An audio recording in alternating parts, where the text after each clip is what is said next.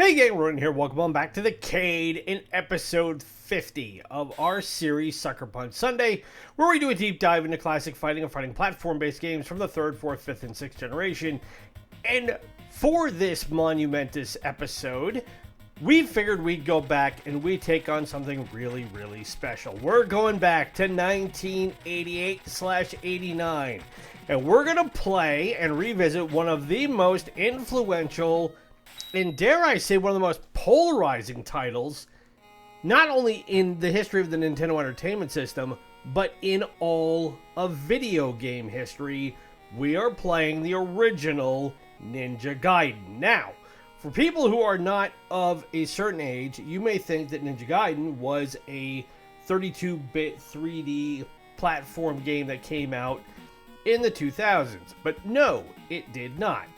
This was the first variation of it that came out on a console, and it was actually based on an arcade game of the same name that Tecmo released in 1988 by director Hideo Yoshizawa and artist Masato Kato. The arcade version was more of a classic Double Dragon style side-scrolling beat-em-up game, where this game was one of the first, it wasn't the first, to have cutscenes built into the game that gave you a driving narrative storyline. Now, as I said, this was one where we'd seen this happen in prior games, most specifically games like Top Secret Episode, which was one we profiled on WTF Wednesday a while back. And this game was one that when it came out, me and my friends, my God, we devoured this game. But we also found out very, very quickly that it was a game, well, let me put it this way. For everything that everybody talks about with how hard games like the Soulsborne games are, or Sekiro was, this game, dare I say, was on par with that, with those games 35 years ago. Now, I want to pause this really quick because as you see, we're on a timer. So how this game works is you play Ryu Hayabusa, who is a ninja of the Hayabusa clan. Your father has died in a duel, which is outlined in the prologue video that we saw. And after he died, you find out that he left a note for you saying you need to go find this archaeologist named Walter Smith and take the famed sword of the Hayabusa clan, which is called the Dragon Sword, it's a katana, with you to protect it. So what we have to do now is we have to, in this part of the game, we've got to reach Walter Smith and get information about why Ryu's father died. And how we get around is that your A button is jump, your B button is to attack. And you can do your standard attack just by hitting the B button and you'll swing your sword. And then you get specialty weapons. So next to the timer and that little icon that says 20 on it, you see that there's a ninja star there in the middle, a shuriken. If you hit up and A, or up and B rather, you can utilize that for an attack. And there are different special weapons that you can get. Your life bar is obviously the one on the far right side that says ninja on it. And enemy is the boss's life bar. So at the end of every level, there is a boss. And we've got to get by them. And they are of varying difficulties as you go through the game. The timer obviously is self-explanatory. We've got 115 seconds to get through this part of the level. And we only have 2 players. We have 2 lives that we have so far in the game. We will get more as we go. Now, in this game, there are 6 levels that are broken down into 20 sub-levels. So in a similar way to like a Mario game, classic Mario games. So right now we're in stage 1-1, and we will have to get all the way over to stage 1-4 to finally get to the final boss in this game. Now, one of the things about this game that was interesting was that you were able to get you're able to grab onto different things as you are moving. Ow.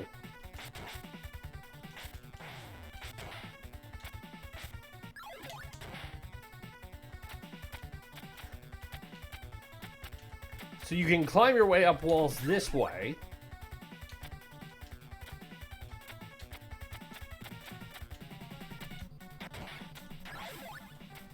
That's what I wanted.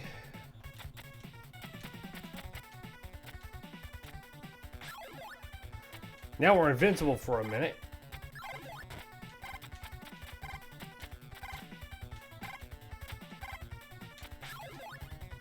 And now we've got time frozen, which allows us to keep moving.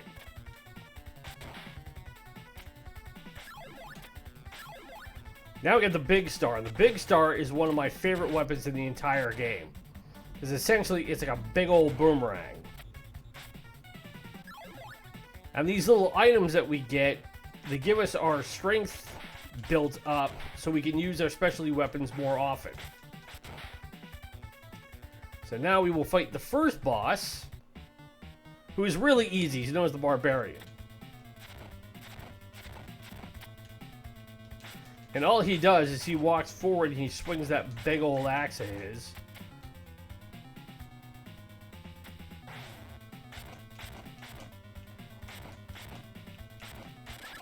And then he turns around and we just whittle him down and that's it.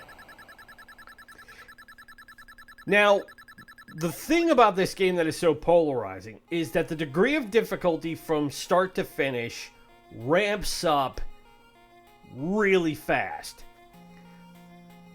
So, it starts out and it's a fairly basic side-scrolling action platforming game. That has a few extra touches. Like I said, as you're jumping, you can grab walls and things like that, and that's fine. But the difficulty comes in the farther along in the game you go, the more the game throws at you as far as enemies, seemingly impossible jumps, and you've got to understand pattern recognition, and your reflexes have got to be super sharp. Like, I'm not kidding when I tell you that in the 35 years I've played this game, I've never beaten the original Ninja Gaiden. Ever. I've gotten to the end of it. I've gotten to the final boss in this game. Or the first of the 3 final bosses in this game. And never have I been able to beat it. And this was a game that if in gaming circles in the late 80s, early 90s, if you knew kids who were able to get past this game, like, they were somebody. They were like, holy cow, you actually managed to beat Ninja Gaiden. Because there's no cheat codes. If you had a Game Genie and stuff like that, yes, you had cheat codes that way, but that's different. If you managed to beat this game without the benefit of a Game Genie,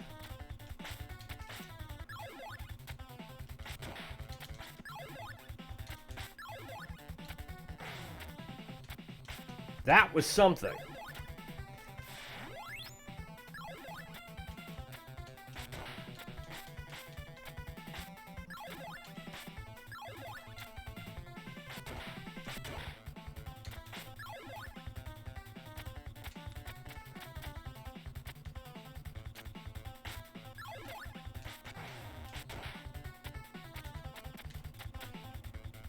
Alright, so now we come up this way, jump back off.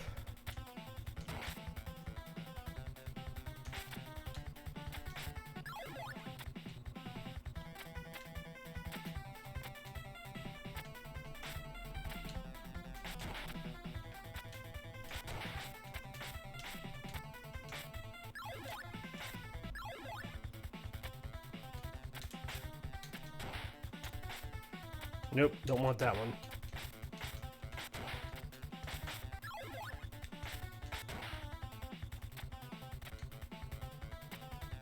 Okay. So now we gotta jump this way, go up. Now, I'm fully expecting I'm not gonna finish this game in the half an hour or so that we're gonna play it today. Like I said, never been able to finish it.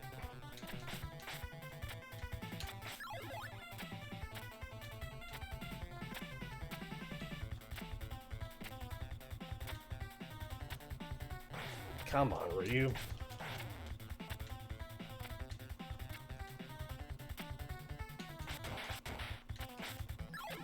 That's what I wanted. We go out this door. Now we're outside. And now here's where things get even crazier. Oh, now I'm really screwed. Yep. So, the thing you have to bear in mind is that you hit an enemy, and out of nowhere that enemy can reappear.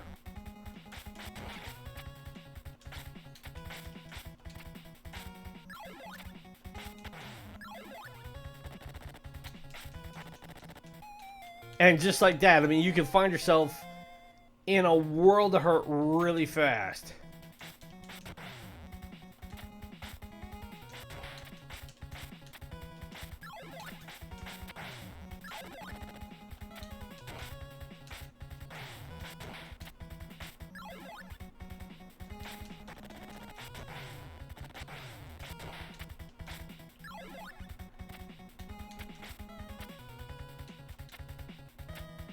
Whew.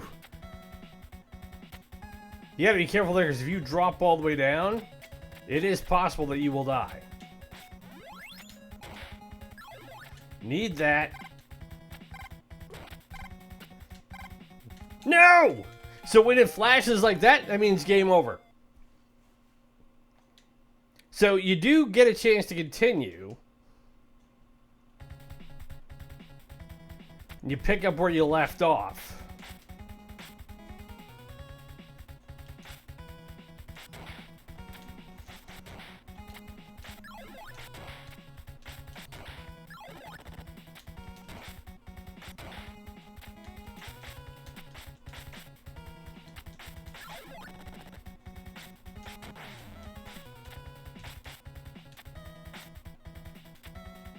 Give me that.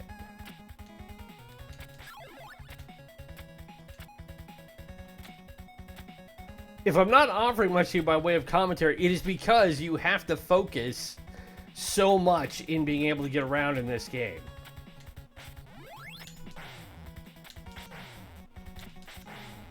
Oh, come on.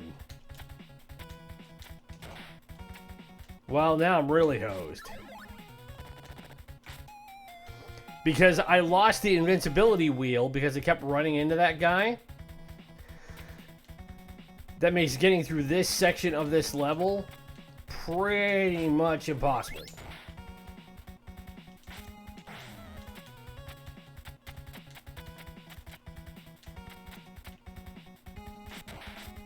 But see how this bat keeps showing up?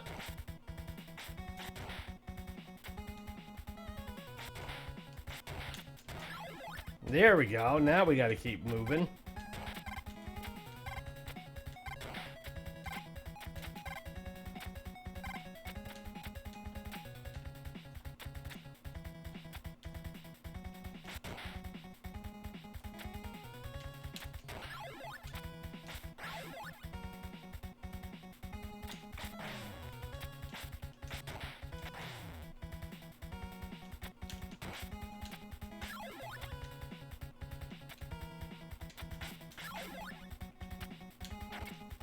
Oh, now I'm screwed.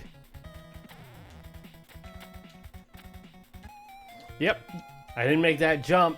Having that slash attack is really nice.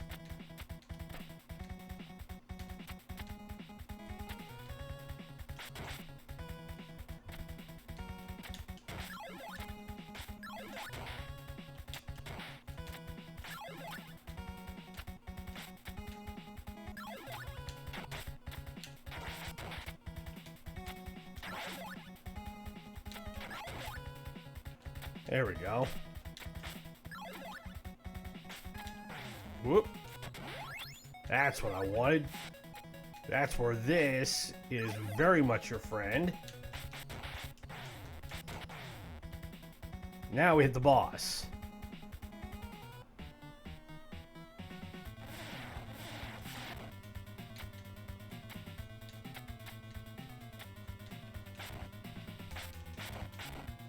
So what he will do is he will stick that spinning blade of his out.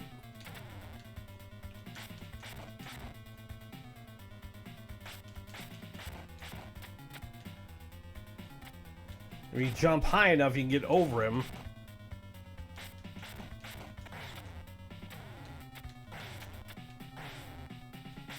I just needed to hit him one more time, and that was it. Now, when this game came out in 1988, it very quickly, according to Nintendo Power Magazine, was ranked number 3 on its top 30 list, behind Zelda 2: The Adventure of Link and Super Mario Bros. 2. However, over the years, this game has garnered some fairly differing reviews. Mean Machines gave it 90%, Video Games and Computer Entertainment gave it a positive, Ray's Magazine, Joypad, and IGN gave it 90% or 9 out of 10. But GameSpot gave it a 7.6 out of 10. Famitsu gave it about a high B, 28 out of 40. And One Up Magazine gave it a B-. For his part, Hideo Yoshizawa considers Ninja Gaiden, along with a couple other games, his best overall accomplishment. And in their review, Video Games and Computer Entertainment said that the presentation and gameplay for Ninja Gaiden were compared to Castlevania, while the cinematic cutscenes were compared favorably to other games that were only available on the PC at the time. And at the end of 1989, Electronic Gaming Monthly ranked it as the best game of the year for the NES and gave it the best ending for a video game in all consoles. The staff said that Ninja Gaiden, quote, proved to be an instant winner with its cinematic cutscenes and unique gameplay. That the game's climax was better than some movies' climaxes at the time and established continuity for a sequel, of which there were 2. There was Ninja Gaiden 2, The Ancient Ancient Ship of Doom, and Ninja Gaiden 3, The Dark Sword of Chaos. Correction, I have that backwards. Ninja Gaiden 2 was The Dark Sword of Chaos. Ninja Gaiden 3 was The Ancient Ship of Doom. And then obviously, of course, it went on to spawn quite a few sequels in the 32-bit era that really reinvented the entire franchise as a whole.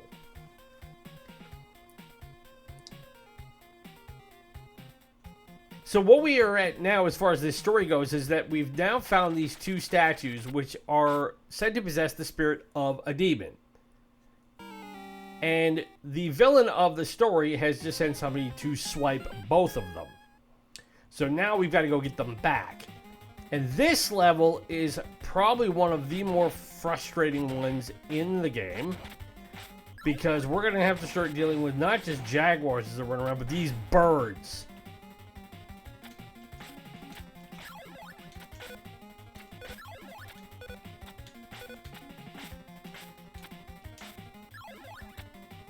And if we land in the water, we're dead.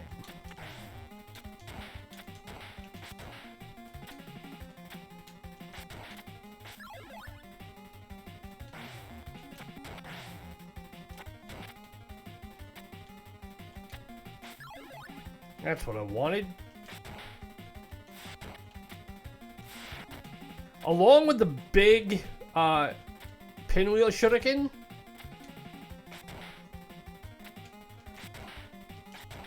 the flame circle is by far my favorite sub-weapon in the game.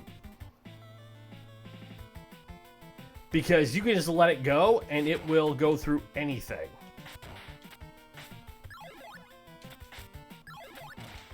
Watch out for Bazooka Joe here.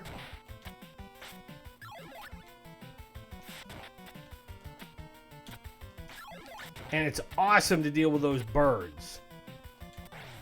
Ow.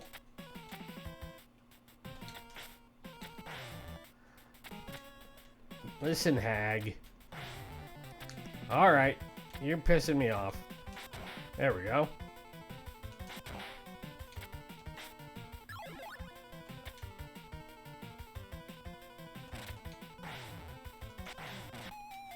And just like that, we are dead.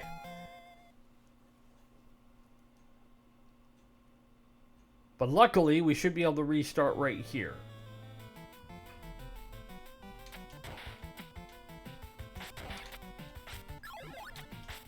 The super annoying thing is that when you get to the end of the game, if you cannot beat the bosses, and again, there are 3 of them you have to fight in succession. If you cannot beat them, you have to go back to the start of the level and work your way back.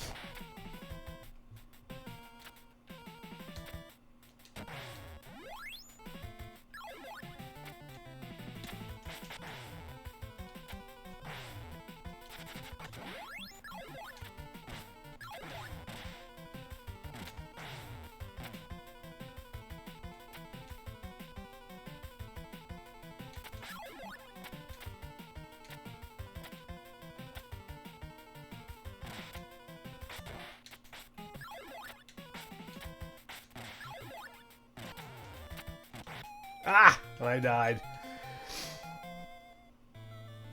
And because the levels get longer and more complex the farther along you go,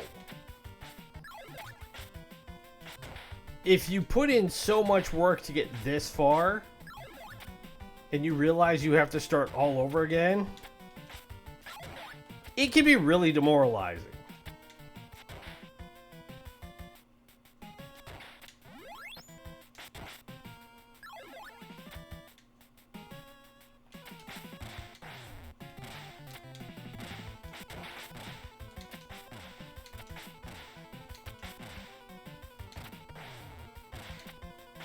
Not what I wanted to do.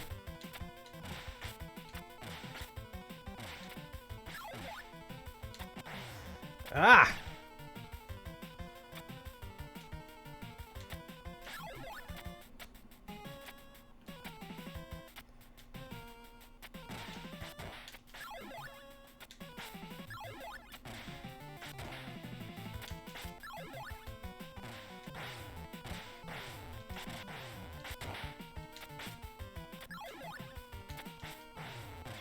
Ah! And I died again. It's like I'm almost to the end of the level. And by comparison, the bosses aren't really as hard as the levels to get there are.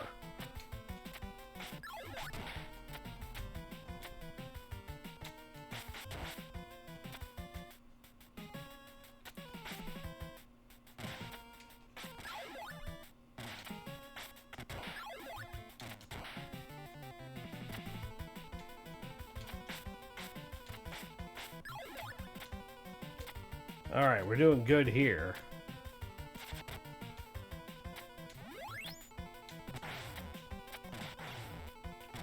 Oh, listen, jerk.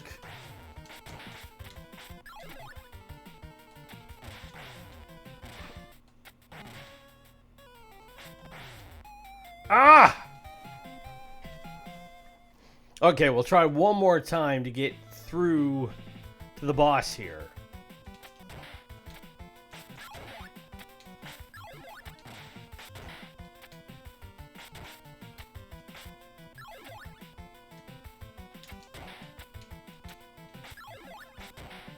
Part of the problem with playing this game, and it's something similar to what I outlined yesterday in Sports Saturday when we were talking about Track and Field 2,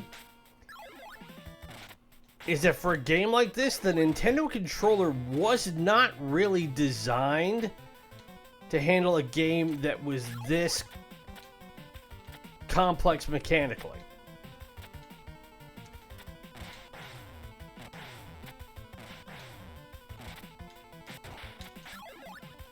And by that, I mean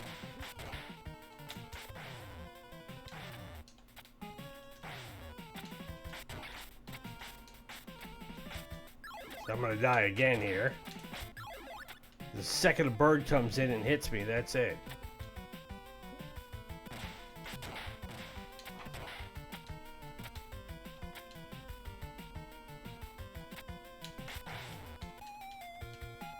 So yeah, you've got to get across that chasm to get to that door.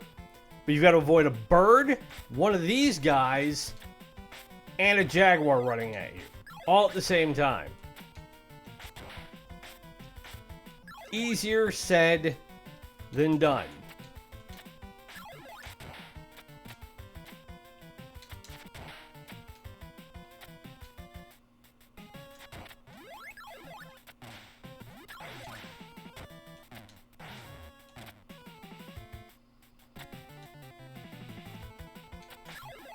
But because you have to be so exact on your jumps, you've got to be so on point with your attacks. If you're off, even by a millimeter, I'm not kidding, it can truly mean the difference between you being able to keep going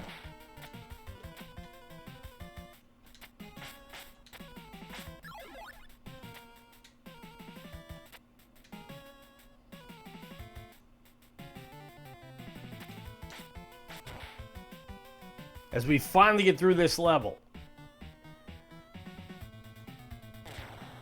So what this guy will do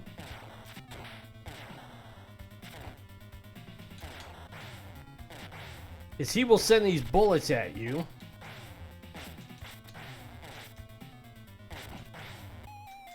Ah! As he jumps back and forth. And really all you gotta do is just stay low.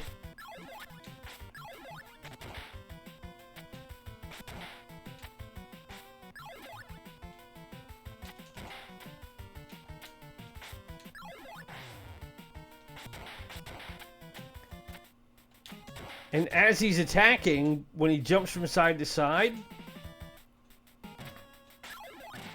that's when you hit him. But you see he sends out like a mini wall of 3 bullets that you can hack at.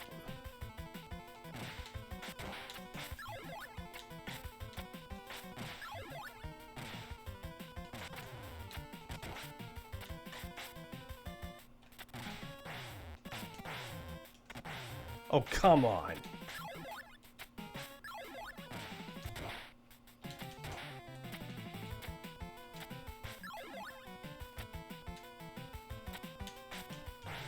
Oh, and he hit me. All right. Well, we're at almost a half an hour, so we might as well call it good there. But that, everybody, is Ninja Gaiden from 1988-89. Now, the thing is that this is it is a good game, but it is one of the most aggravating and challenging games that to this day has ever been made. And it is one that will test your reflexes, it will test your patience, and it will test your skill from start to finish. It gives you that little grace period on the first level, but from pretty much there on out, it is, and I'm not being hyperbolic here, balls to the wall to get to the end of it. Now, if you do it, like I said, it's like beating a Soulsborne game or beating something of that nature where the sense of accomplishment you get is really, really big. The funny thing is that because this was based on an arcade game that came out around the same time, there's been a lot of controversy over the years about the arcade game and its game over screen. It wasn't just 2 words saying game over. What it was, and you can look this up on YouTube, I'm not making this up. If you look up Ninja Gaiden arcade ending, then you will see it and you die, and then the next thing you know, Ryu is strapped to a table with all these ghouls and minions and all these things around him, and a giant saw coming down at him with the intention of cleffing him in twain. And if you don't put coins in before the timer runs out, you see the blade go all the way down and you just see it pierce him and that's it. But you know what happened. If you put the quarters in and hit start, he breaks the chains and you pick up where you left off. It was one of those bizarre things in the 80s/90s where game developers in arcade games specifically, not in consoles, but they threw things like that in, and because it was more adults and older kids that were in arcades, not little kids, they got away with it. But it didn't take long for parents and parent groups to catch wind of that and really raise a lot of hell over it. So if this is a game that you've never played before, I would certainly recommend that you give it a try. I never played the later Ninja Gaiden games. Like I said, I never finished this one. I never played the sequels, Ninja Gaiden 2 or 3. But I know the degree of difficulty for those games got even higher than this game, which is saying a lot. You have to think about it in terms of the difference between the original Castlevania and Castlevania 3 Dracula's Curse. The original Castlevania was hard, make no mistake. Castlevania 3, if you talk to people who played it, was even harder. You got to think about it in those comparisons. But for the time, this was a game that I and so many of my friends, like I said, when it came out, we didn't realize what we were in for. And honestly, half the fun was acting out the cinematics of this game. Nowadays, and as you see, as we're doing our revisitation of Metal Gear Solid, which we'll have starting tomorrow, back up at least, that's commonplace. In 1988-89, it wasn't. Especially not in this sort of format where the whole idea was that Hideo Yoshizawa, when he first started out, wanted to be a filmmaker. So part of what he wanted to do with this game in converting it from an arcade port to a console game and reinventing Ninja Gaiden was take those aspects and put it into a game setting. And it worked. God, did it work. That was so much of the appeal for a lot of us that it was like, ooh, we get to watch a movie along with the game? It was such a novel idea. So, obviously they've made games like this. They've gone on to make, games that have improved on this formula or gone different directions with this formula over the years with like Neo, and you can even take threads and connect them to things like Ghost of Tsushima and Rise of the Ronin and games of that sort, even going over to the Sega side in games like Shinobi. Because in the 80s, the whole fascination of Western culture, especially with the whole concept of ninjas and that whole part of Japanese history and culture, was so inundated into us that so into it. So, yeah, but that is Suckerpunch Sunday for this week. If you've been enjoying the content, as always, hit the like button, subscribe if you are new, ring the bell to be notified of new episodes as they come out. Like I said, we will be going back into our revisitation of Metal Gear Solid from 1998 for the PS1, starting again tomorrow, and we'll have new episodes again Monday and Wednesday until we are done. We will have Sports Saturday coming up next week, but like we told you yesterday, there's going to be a slight format change in that series where we're going to start taking one game and we're going to do like a full season on it. And we'll have more information on that the closer we get next week.